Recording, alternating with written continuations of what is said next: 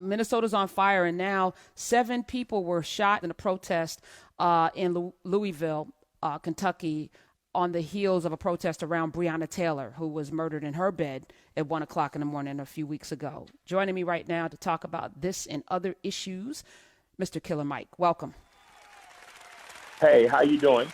I'm good. I'm good. I'm good. I'm good. Finally, it's been like 3 years I've been trying to get you on these airwaves. So I'm glad you came in Well, today.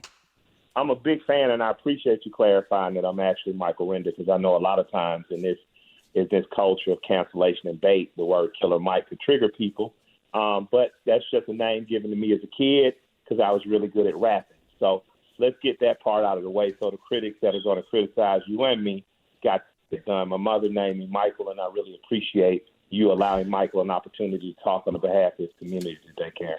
Well, I've always had an affinity because we're both Taurians, and we move very similarly in the world in terms of the liberation of our people and the love of our people. And I've watched documentaries, and I've watched you do things with, getting the Bloods together to form businesses. And I love that, but here we are, here we are. I think the tip of the iceberg, or the straw that broke the camel's back with the killing of Mr. Floyd in Minnesota.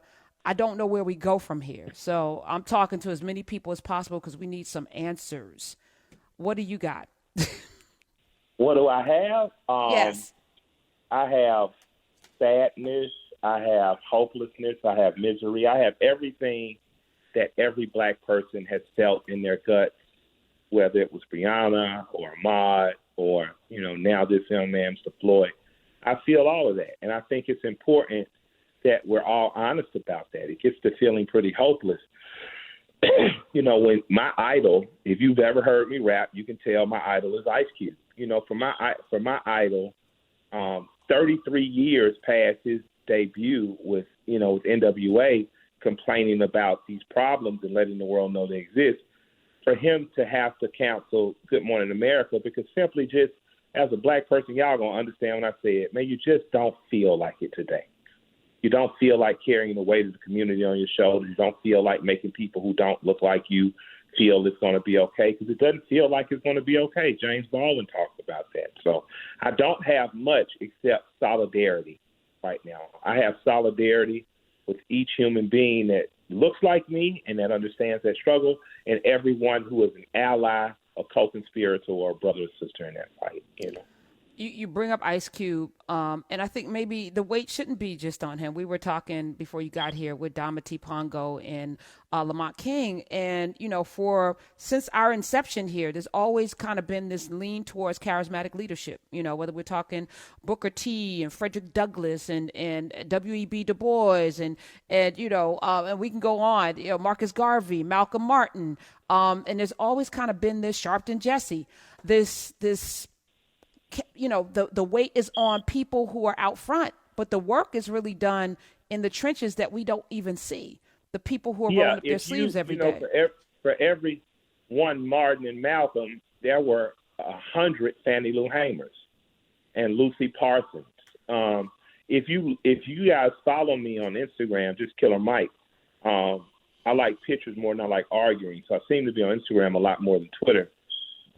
When I put up this morning was the highly ordered and structured form of protesting they're doing in Hong Kong.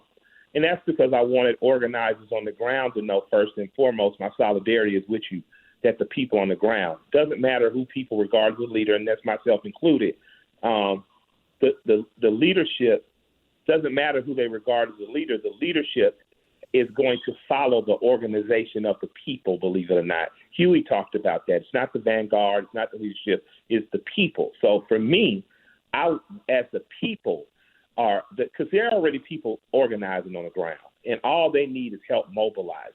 And a lot of times that's what more famous people bring.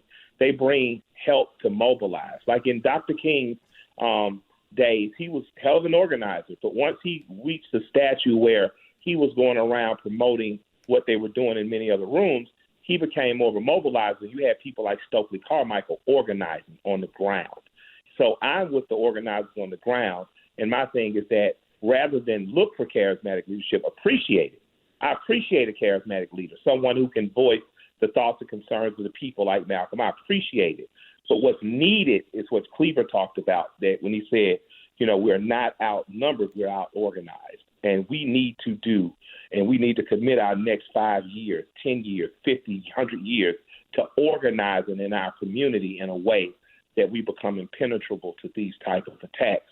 And when attacked, we know how to respond in whatever way deemed necessary, a proper response for it. We seem to keep being here because of what you just said, but we never seem to have the appetite to actually do it. We've had, States of the Union, and we've come together and talked, and we've talked for 50, 60 years about what needs to happen next, the state of the Black America, but we've never actually rolled up our sleeves and done it. So here we are again on the precipice of yet another tragedy that I don't know where it's going to end. We got an election coming up in November. I don't know what's going to happen, but elections have consequences. And I don't know, and I think you're absolutely right. You're absolutely right. The next 5 years need to be devoted to this. But who's gonna do it? We were talking before you got here about the Divine Nine. Maybe the challenges for each of those organizations to take a portion of what needs to happen in our community and run with it, because they have the organization, they have the manpower, they have the brilliance, they have the money. I don't know what the answer is, but I think you're right about the 5-year planning at the very least, because Chinese people plan for 10, 100, and 10,000 years. Yeah. We haven't had that luxury. So yeah, we've only been free. I'm not very hard on us, so we've only been free 56 years. And a lot of times we don't think in that context. That means my father is only 9 years older than freedom. My father lived in apartheid until he was 9. Now, luckily, he grew up in Atlanta, and it was all black enclave, and he didn't feel the greater social effects. But our relatives who moved outside the cities, 10 minutes outside the city did. They understand what segregation felt like and white flight and things of that nature. But I can't and I don't promote to have all the answers. I tell people, my wife tells me the world doesn't need another martyr. Your job is singing and dancing. Yet I've been an organizer since I was 15 years old. I've been a mobilizer since I was probably 27, 28 years old. Not once I was no longer on the streets organizing, but, had a job singing and dancing. So I don't pretend to have all the answers. What I do have is a network of people who are doing good things on the ground that can be the answer. Whether that's Paul Kids Network in Atlanta next to Bankhead Seafood, a restaurant Tips and our own, that make sure that children who are growing up sometimes in abject poverty have the minimal resources that we think are minimal, but that are major. Clean clothes and socks, the ability to wash their clothes, food. This is comparable what they're doing to the free breakfast program with the Panthers, the Obama School. I'm a teacher over there. I make sure that we get laundry detergent. True Laundry Detergent is a black laundry detergent company. I don't buy Tide or Gain anymore because True gives free laundry detergent to these two organizations in this school that I'm talking about to make sure children can go to school presentable so you don't have anger and madness and violence. So supporting them is a way.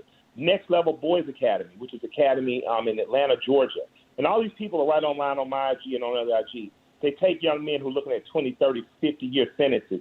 They take these young men, they put them in a room, they help them mediate, help them talk better to their parents, help them deal, and not like you better talk to, but help them and their parents actually communicate. The police chief of Union City is on their dial every week. These young men have a second chance and have an opportunity once they receive goodness to be reciprocal and give it to other young men and make sure that these young men don't fall. So what I do know is from my life experience and what I've seen is helping the people that are actively doing the work and following their lead. I can't tell you the answers, but the person that's already working with 20, 30 people, 20, 30 children, 20, 30 people that are disenfranchised, they can tell you, and that's who we need to be listening to. So when we have these conferences, it's fine that they get the experts up there, but the real experts are the people who are living through this. And I think that we need to be tapping them because it's not right to organize on the behalf of people without organizing with the people you're organizing on the behalf of. What about these instant activists, those that came up on the heels of Ferguson who got off their couches and then became celebrities as a result of jumping in the fray? I feel I have no opinion on celebrities because you don't really control it. Like, I sought out to be a celebrity since I was 9. And I was a reluctant activist because my grandmother dragged me at her heels everywhere I went. So when it was time to get someone elected that she wanted, that's who we went. When it was time to go to a neighborhood unit meeting, that's where we went. And before you know it, you're 12, 13 years old, and you're so used to doing work in the community that even without your grandmother there, you're doing it. So I've been a reluctant activist, and I've always wanted to just sing and rap. And then I find myself in a position where I become famous. I'm singing, dancing, rapping, but the moral register that I was raised with will not allow me to not help mobilize around issues. So through serendipity, I find myself being a singer and a dancer with the ability and the heart of an agitator and a rebel, with the ability to help people who do what I once did on the street and now can help them have bigger platforms. So, for me, it's about either joining and strengthening organizations that have been strong for us. And I don't care if that's the Nation of Islam, the SCLC, the NAACP. I don't care if that's the remnants of what's the Black Panther Party, the BLA. We have to start doing a better job of reinforcing what you say is the divine 900 black men. Whatever it is, we need to take the structure we have and strengthen them for our purpose. Our strongest organizational structure used to be the black church. Somewhere, we just stayed on course with Jesus and got off course with liberation.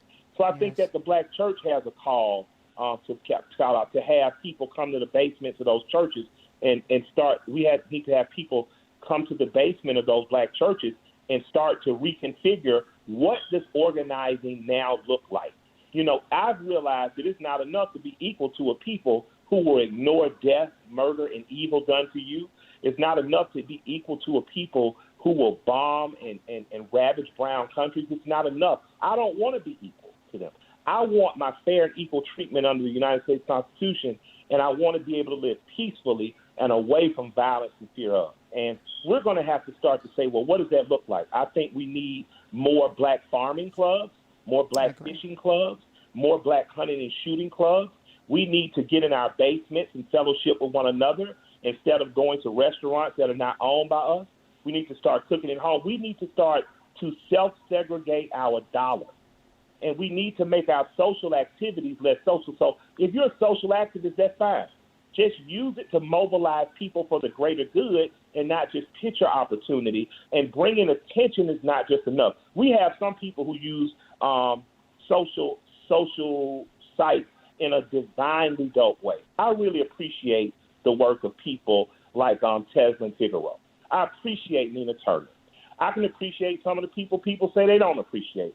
Brother Sean King catches hell from some people, both sides.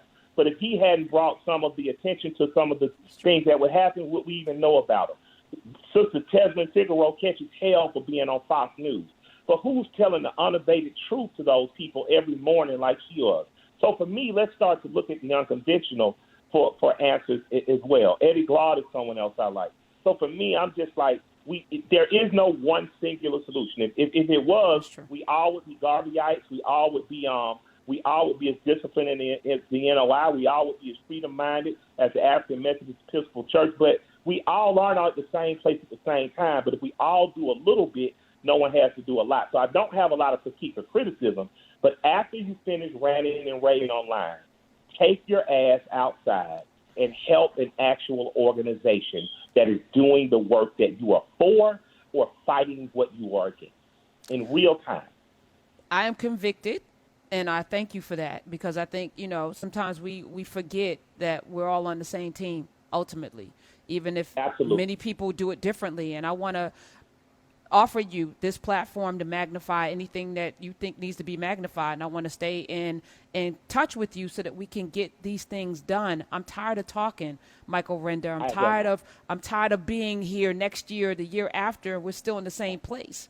So let's do that. I will make sure you have my information. I know you have my publicist information, and she's my coach. She makes sure that I don't do some of the stupid stuff as a rapper you get an inkling to do. But you're welcome to have my personal number anytime you're in Atlanta. My wife and I would love to take you out, sit down, and talk more. I'm interested in seeing us win, and I really believe the philosophy. If all of us do a little, no one has to do a lot. Let's just find a little to do. If you know how to fish, it's time to teach 10 other black people. If you know how to grow a tomato, it's time to teach other black people. If all my black people coming home from the military, we love you, you are valued. We need you to start clubs that teach us how to properly put put a brace on a leg if it's broken, how to do a 3-mile hike, how to shoot a rifle, how to handle, because we need all that precious information you have. We need lawyers and doctors. We also need carpenters and tradesmen. We need our own media, meaning I don't watch CNN and Fox as often as other people, but I'm watching Ms. Hunter. I'm making sure that I'm watching Teslin away from Fox. I'm making sure that I'm watching Nino away from CNN, and I'm being informed by the people who are on the ground. And I would hope that we would continue to do that, because we only 56 years into freedom, and we got to stop being so hard on each other. We got to stop overly criticizing each other and beating each other up. And we have to start magnifying the good that's out there that we're doing as much as we magnify the horrors and the atrocities that are happening.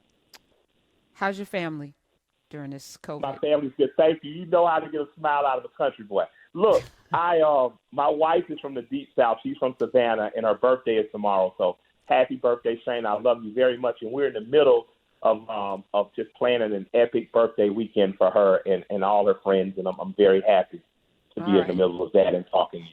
Happy birthday, Shayna. I'm going to shout you out as well, and your beautiful family, and I'm glad you're safe and healthy. Let this be the beginning, sir. I need to see you back in the place. You'll see me often, man, early and often. I love you, and I respect you very much. Thank you. Back at you. Michael Render, Killer Mike.